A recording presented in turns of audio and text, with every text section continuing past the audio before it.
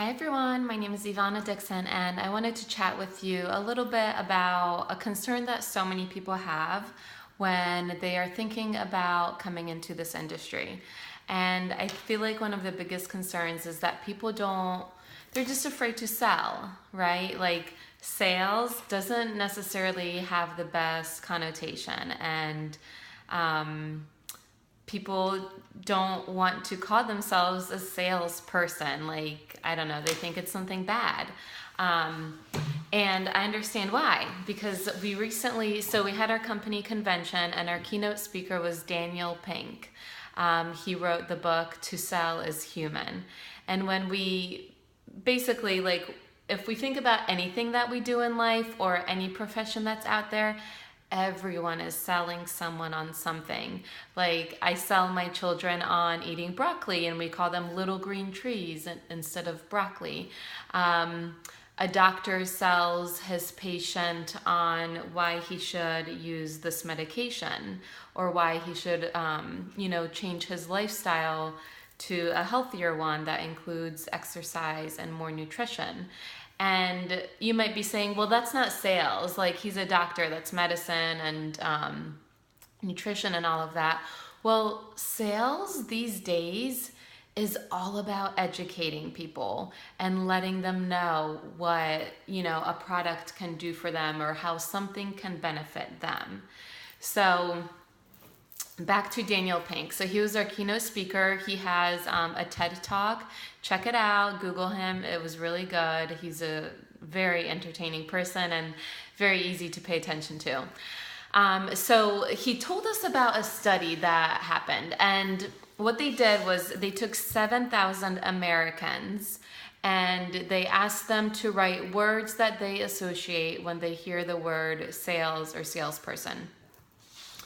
And after those 7,000 people replied with their answers, they got words like sleazy, sneaky, I don't know, negative words, basically, like negative connotations.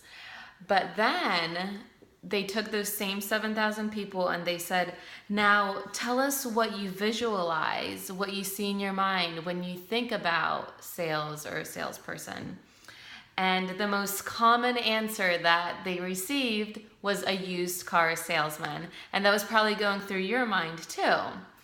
And another thing that was really interesting is that out of all of those 7,000 people, not one person said a woman. Think about that. Not one person saw a woman in their mind when they saw a salesperson when they thought of sales or a salesperson, and when they imagined all of those words like sneaky, sleazy, dirty, desperate, whatever, None of them imagined a woman. And I think this is one of the greatest reasons why the direct sales and the network marketing industry has seen such a huge boom in the last few years and will continue to do so, because we're making it our own. People are sometimes like, oh, I don't want to sell to my friends. They're going to think I'm pressuring them, or I just want their money, or I just want them to buy stuff from me. That's what they're going to think. That's not true. If that's not who you are, then you're not going to do that to your friends. And some people are like, oh, I don't want to be annoying. Well, are you an annoying person? Because that's a characteristic. That's not something that happens overnight, right? I know that was one of my concerns when I joined my company. And, I was like, oh, I'm afraid of what my network will think. I'm afraid of what people will think of me. They don't think anything of me. They know who I am. I've remained very true to myself. If I share about something, then I'm not going to peer pressure my friends to buy it. No one's gonna buy anything that they don't want, and that's not my style. That's not who I am. So again, I think this industry is so great for women and men too. It's like you choose how you want to do this business. But it's so great because it's just an extension of who we are. So if you're a good person, if you're kind, if you care about people, that's how you're going to come across. Um, some people do businesses wrong where they just copy and paste the same, status or the same message that someone else has used.